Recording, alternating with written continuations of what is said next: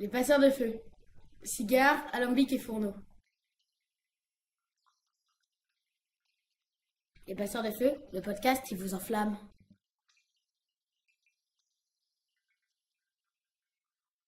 David, j'avais envie de te demander, là, j'aimerais qu'on retourne un petit peu à la Havane et que déjà on commence à avoir pas mal de bons plans, hein. J'espère que chez vous prenez des notes ou en tout cas vous irez vérifier ensuite sur Facebook, hein, le nom des hôtels, le nom des Torcédor et le nom de tous ces lieux qu'on vient de vous indiquer. David, si on veut sortir à la Havane et passer un excellent moment, où va-t-on? Alors sortir Le soir. le soir. Alors déjà pour manger. Pour manger, vous avez pas mal d'options très sympathiques. Donc évidemment, il y a quelques paladars historiques qui sont toujours aussi recommandables, hein. Je pense à la Guarida, qui est même montée en gamme encore, j'ai trouvé les dernières fois. Même si on peut plus fumer également dans le restaurant, mais ils ont fait une terrasse où on peut fumer à l'extérieur, et il y a une terrasse également sur le toit avec un bar très sympathique. Donc la Guarida reste pour moi une valeur sûre. Il y a la Cocina de Liliam et la Fontana qui restent aussi de très belles références, mais il y a beaucoup de nouveaux paladars. Je pense notamment à Rio Mar qui est juste extraordinaire sur début de Miramar. C'est un restaurant, c'est un des rares restaurants qui a une terrasse directement sur l'eau. Donc c'est rare à La Havane. Avec vue sur tout le Malecon. Ouais, avec une vue parce qu'en fait c'est sur la baie à l'intérieur. On donne pas front de mer, on n'est pas front de mer, on est sur une petite baie à l'intérieur vers la Havane. Donc Rio Mar est vraiment un restaurant à recommander. Il y en a d'autres toujours dans Miramar. Vous avez Vistamar qui est également très très bien. Le Docteur Café. Le Docteur Café qui a une pariada et qui fait des grillades absolument magnifiques également sur Miramar. Donc ça, ce sont mes spots un petit peu, les spots où j'aime bien manger. Il y a le Café Laurent également. Très belle référence, le Café Laurent d'Anvedado, tout en haut d'un immeuble qui est en face du Foxa, donc qui a vraiment une très belle vue sur la Havane et où on mange très très bien également. Ça reste vraiment mes meilleurs spots. Il y a également des spots très sympathiques qui ont ouvert, même un peu plus loin, dans des quartiers moins touristiques. Sur Corimar, par exemple, il y a un paladar absolument magnifique qui a ouvert dernièrement. Et j'y étais allé, moi, il a ouvert il y a 5 ans, j'y étais allé il y a 5 ans, là j'y suis retourné parce que c'était très proche de là où je logeais à la Mare. Et c'était complet, complet, complet sur plusieurs services avec des touristes qui venaient de loin maintenant pour aller manger à Corimar. Donc je recommande là aussi ce paladar fortement. Et alors revenons un petit peu sur les cigares, parce que c'était le fil rouge de ce numéro. Aujourd'hui, est-ce que toi, tes cigares, tu les fais systématiquement vieillir, ou est-ce que tu achètes finalement au fil de l'eau et tu consommes un peu comme quand on va chez le caviste et on prend la bouteille pour le week-end, ou au contraire, tu collectionnes et tu fais vieillir? Les deux, mon capitaine. J'essaye toujours, quand j'achète des boîtes, soit de garder des boîtes entières, mais c'est un peu compliqué, soit de garder au moins une moitié de boîte que je vais faire vieillir. Pareil sur les cigares de Torcédor, j'aime faire vieillir sur des durées qui vont de 1, 2, 3, 4, 5 ans les cigares. Mais bon, vu ma consommation, ça reste quand même très compliqué de ne faire que vieillir. Et donc effectivement, je consomme également du jeune, ce qui peut être malheureux, hein. Effectivement, quand on fume des cigares qui ont été roulés, quand on va par exemple à La Havane, on achète des cigares. Les codes, la plupart, sauf exception, ce sont des cigares qui ont été produits dans les 2 dernières années. On ne trouve quasiment pas de vintage. Donc effectivement, il vaut mieux les faire vieillir. Maintenant, quand on consomme, moi je consomme de 5 à 10 cigares par jour, c'est un peu compliqué. Donc forcément, Tu as bien dit par jour. par jour, oui. D'accord. David, c'est un secret pour personne, tu dégustes essentiellement des cigares cubains. Est-ce que tu restes tout de même critique à leur égard, et si tu avais des réserves à émettre, ce seraient lesquelles?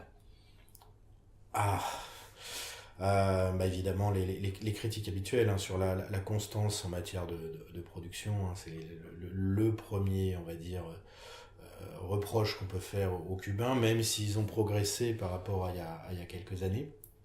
Ça, c'est le premier reproche. Le deuxième reproche, moi, et ça m'agace fortement, hein, c'est la politique commerciale et marketing d'Habanos.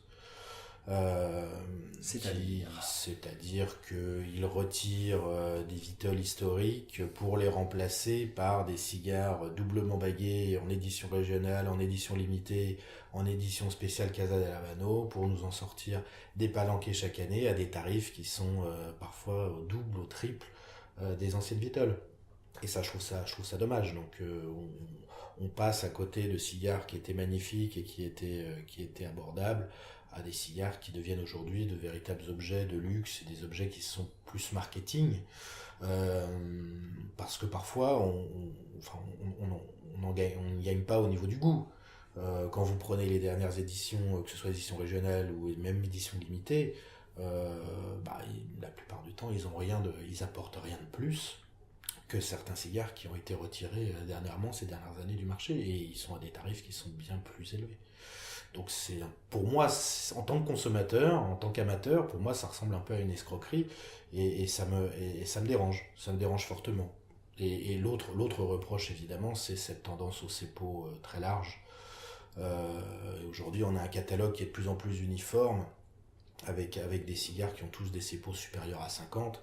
Ce qui était avant le CEPO maximum. Hein. Oui, ce qui était avant le maximum.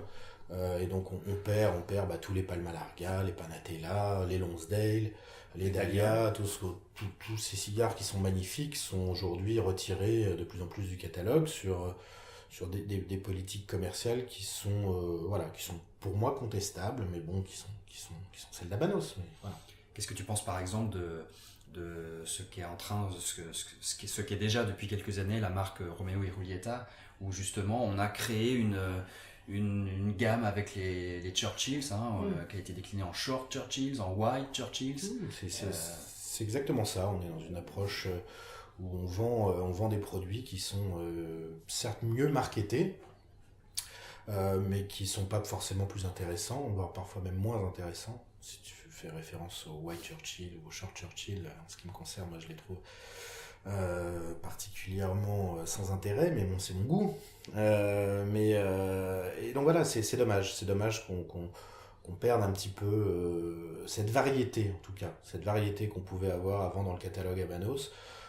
Et aujourd'hui, effectivement, j'ai l'impression que quand tu regardes d'autres terroirs, et je pense notamment au Nicaragua, on arrive à trouver beaucoup de cigares qui ont des CEPO plus petits. On arrive à en trouver facilement sur ces terroirs-là, et parfois même plus facilement que sur le catalogue Habanos, ce qui est dommage. Et je me faisais la réflexion l'autre jour dans une civette parisienne, je cherchais justement des modules de type spécial numéro 1, Palma Larga, genre de choses. Aujourd'hui, il n'y en a plus. Il y en a un que vous pouvez trouver assez facilement, c'est de Oliva Lanceros, qui est donc pas un cigare cubain. Dans la série V, je crois. Dans la série V, voilà. Mais sinon, après, dans le catalogue cubain, le Lanceros Cohiba, ça se fait très rare. Les séries du connaisseur Partagas ont disparu. Les séries, ont disparu. Vous n'avez quasiment plus d'offres dans ce genre de modules qui, pour moi, sont des modules... Les Lonsdale également. Bolivar Lonsdale, Bolivar Inmensas, qui étaient des cigares exceptionnels, qui ont été retirés du catalogue. C'est dommage. Des 898 Ramoñalones. Oui, le 898 en boîte non vernie, chez Partagas. Alors, il y a quand même, on sait que l'appréciation d'un cigare ou même d'une marque, ça reste évidemment subjectif, mais aujourd'hui, est-ce que pour toi, David, il y a des marques à Cuba, voire des modules qui sont particulièrement intéressants, en forme, qui sont à découvrir ou à redécouvrir? Il y en a, bien sûr. Vous en avez parlé d'ailleurs dans votre premier numéro. Le Royal Corona Bolivar, par exemple, se porte très très bien. Il n'est pas le seul. Les sélections 1-2 Juan Lopez sont des cigares magnifiques. En ce moment, depuis quelques temps. Le Ramon Alanes Gigantes, depuis 2-3 ans, il est aussi, pour moi, il est particulièrement régulier. Donc on arrive quand même à trouver des cigares encore magnifiques dans le catalogue cubain, même dernièrement chez Paul Araniaga par exemple, des petits Corona, des Monte Carlo, Monte Carlo qui était une vitole un peu oubliée, mais justement on parle de cigares de ce type-là, j'en ai acheté quelques boîtes à la Havane et je me régale avec. Et ça vaut rien là-bas en plus. On doit être à 60 cucs la boîte de 25 de Monte Carlo, donc c'est magnifique. Cuba, c'est le pays du cigare, évidemment, comme on vient de l'expliquer. C'est aussi un des hauts lieux de la mixologie des cocktails. Et aussi d'un spiritueux qui s'appelle le Ron, R-O-N, qui finalement est un rhum de mélasse, qu'on trouve depuis toujours à Cuba, sous différentes marques, la plus connue étant évidemment en France Havana Club. David, quels sont ton expérience du rhum à Cuba et les lieux où on peut le déguster, les bonnes bouteilles à éventuellement acheter sur place, tes bonnes expériences de cocktails cubains? Alors les bonnes bouteilles, pour moi quand je suis à Cuba, j'essaye de sortir un petit peu des traditionnels Havana Club qu'on trouve très facilement en France, qu'on trouve facilement également à Cuba. À part le 3 ans, je continue de rester très fidèle aux 3 ans pour faire des cocktails.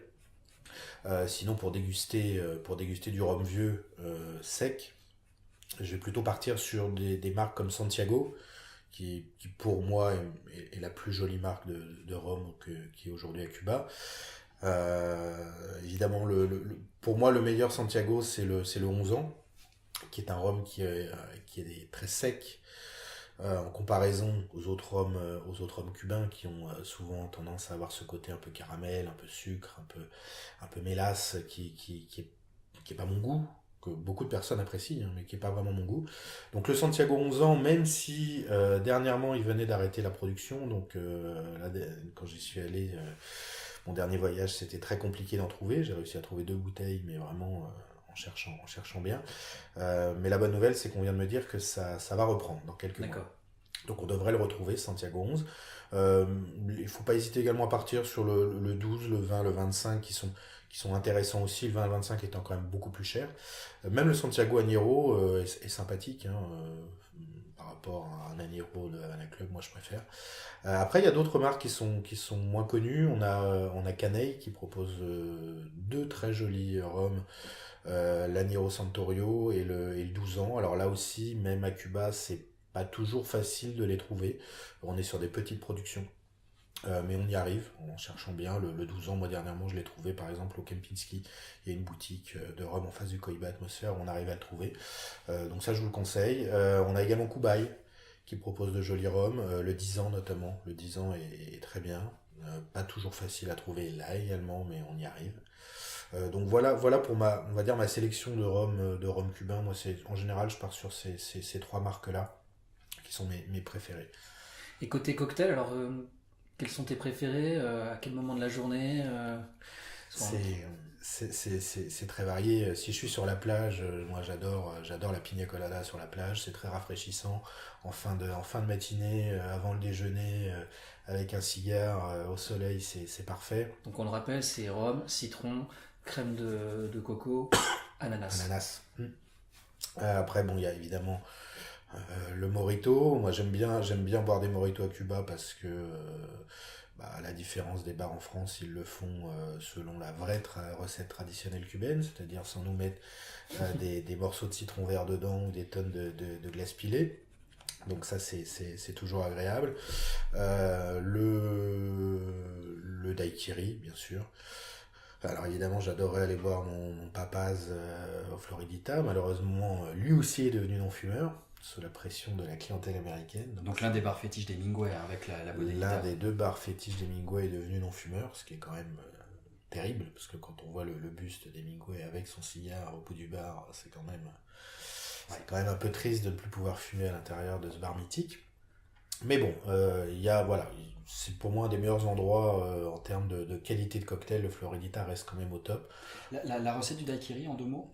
Alors, la recette du daiquiri... Alors la recette traditionnelle, c'est rhum marasquin avec jus de citron et glace pilée s'il est frozen ou natural, donc c'est directement au shaker. D'accord. Et quelquefois, le marasquin est simplement remplacé par du sucre ou un triple sec, enfin tout alcool, enfin toute liqueur en fait est sucrée. Après, il y a plein de déclinaisons à la fraise, Énormément de déclinaisons. voilà, il y a Tous plein les de- goûts. Voilà. Et le papaz, on est sur un peu plus de rhum également. Qui est, moi, Ok. que je préfère. Ouais. Cocktail pour la nuit peut-être? Pour le soir? Ah, cocktail pour le soir. Le soir, moi, je suis plus rhum sec, donc ça va être un petit peu plus. Voilà, je suis pas rarement sur des cocktails. Non, je suis plutôt daiquiri le soir. Non. C'est le cocktail que j'aime bien en apéro, avant le dîner. Et après le dîner, je suis sur un rhum cubain sec, en général. Et si on a fumé, alors on va dire un certain nombre de cigares pendant la journée et qu'on a envie un petit peu de se réchauffer la gorge, moi j'ai envie de conseiller la Conchanchara, qu'est-ce que t'en penses? Ça, c'est très bien. C'est avec du miel, hein, c'est c'est avec ça. du miel, voilà. Moi j'adore ce cocktail. Maintenant, c'est pas facile de le trouver, même à la Havane. Il y a peu de bars qui le font. Surtout à Trinidad qu'on le Et trouve. Vignales un peu aussi. Ouais. Vignales aussi, ouais, on le trouve plus facilement en province, Ouais. curieusement, qu'à la Havane. La Havane, il y a peu de bars qui vont le proposer, mais ça reste un cocktail traditionnel. Moi, ma belle famille le fait aussi. Voilà, ils adorent ça. Avec cet incomparable miel liquide Mm. cubain là, qui est vraiment très très aromatique. Ouais. Alors j'en profite aussi pour donner un petit conseil plus de routard, c'est quand vous vous baladez en province, effectivement, vous allez trouver aussi sur le bord des routes souvent des gens qui proposent des fruits, qui proposent des fois aussi de la canne à sucre qui est pressée sur place, sur laquelle vous pouvez récupérer le jus de canne. C'est toujours délicieux. Franchement, si vous pouvez vous arrêter, allez-y. On a quelques expériences avec David sur le sujet, notamment un ananas absolument somptueux. Il faut pas hésiter effectivement à s'arrêter quand vous voyez des Cubains qui vendent des fruits au bord même de l'autoroute, hein, parce que l'autoroute, vous allez trouver tout sur une autoroute à Cuba. Vous pouvez vous arrêter même sur l'autoroute et il faut pas hésiter. Faut pas hésiter à aller acheter quelques fruits, vous verrez, ils ont un goût incomparable avec ce qu'on connaît chez nous. Et peut-être aussi un autre cocktail, parce que tu disais que la nuit, tu préférais des fois fumer ton cigare avec un verre de rhum. Moi, il y a un cocktail que j'aime beaucoup sur place, qui est un cocktail très énergisant, qui réveille un petit peu avec le coup de barre, vous savez, du décalage horaire qu'on a vers 18h. Oui. C'est le cubata. Donc le cubata, c'est un Cuba Libre, mais avec du rhum vieux. Donc on peut utiliser un rhum vieux de 5 ans, pas besoin forcément de... Je savais que tu allais en parler. Voilà, et j'adore ça. c'est en fait un coca avec du rhum, du citron, et avec du coca local, hein, qui n'est pas le Coca-Cola, mais Tucola. le Tucola, le Tucola. Tropicola, donc qui est un coca qui est encore plus sucré, je crois, que le coca normal. Donc c'est un cocktail qui vous booste bien. Et Je qui pouvais pas en qui parler réveille. parce que je ne bois pas de coca, donc effectivement. Mais toi, je sais qu'on a passé quelques soirées. Non, sinon il y a le Ron Collins également, qui est Ouais. intéressant comme cocktail du soir. Moi j'aime bien. J'aime bien avec un cigare, ça se marie bien. Parfois un petit peu moins agressif que pourrait l'être un mojito par exemple. Le cigare est un produit particulier, très fortement connoté socialement. Nous, en tant qu'amateurs, on a le regard des autres souvent braqué vers nous quand on allume un cigare, pour plein de bonnes raisons et des fois des mauvaises. Et c'est ce qui me pousse à te poser cette question, David, puisque tu disais que tu fumais jusqu'à 5 cigares par jour, voire plus, quand tu es notamment à la Havane ou dans les endroits où tu peux fumer très librement. Quel rapport as-tu à cette consommation du cigare et à ce plaisir au quotidien? C'est quoi pour toi aujourd'hui le cigare? Le cigare pour moi aujourd'hui, c'est un compagnon.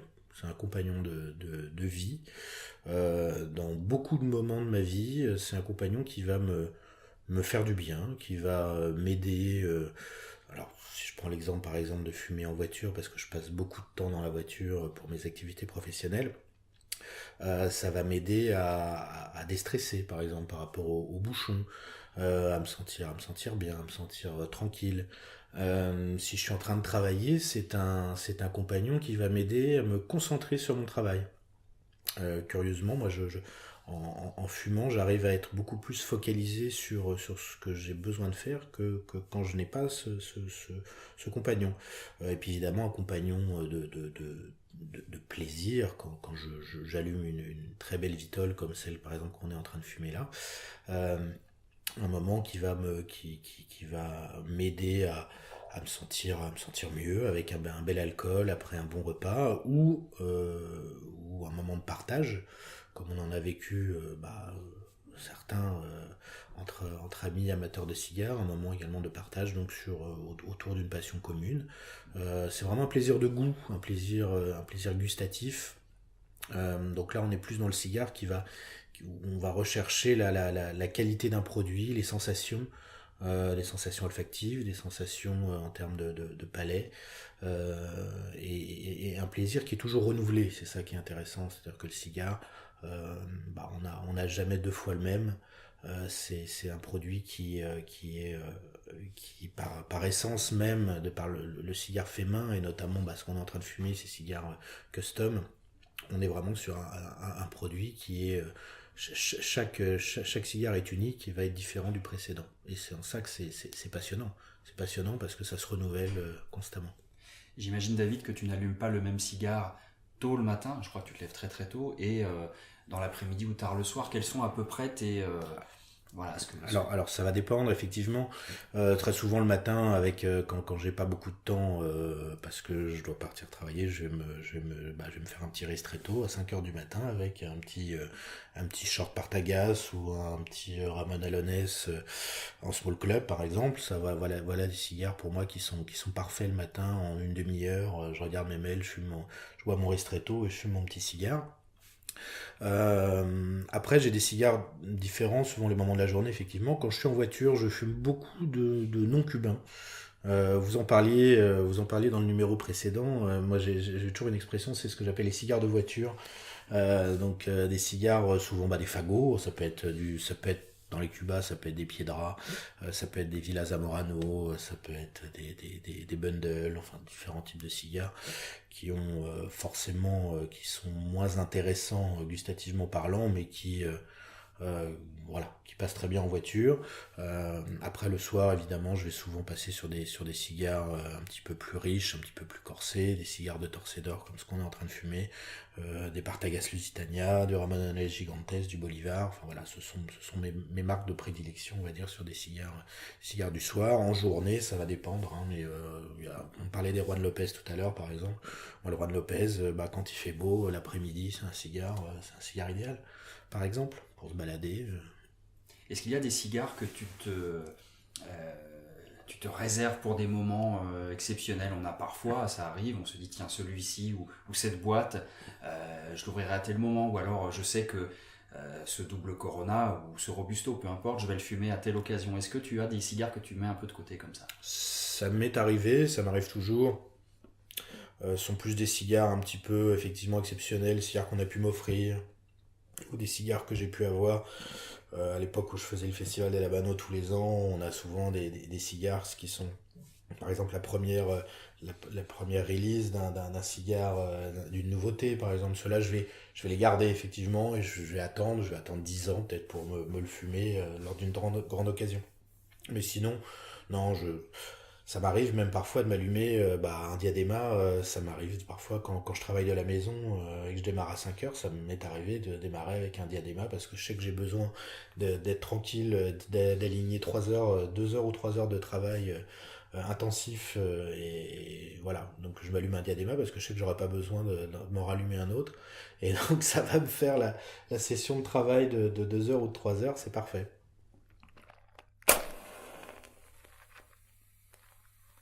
Eh bien, un grand merci David pour cette interview, tous les bons conseils que tu as pu nous donner, tous les souvenirs et puis l'expérience que tu as accumulée pendant toutes ces années à Cuba.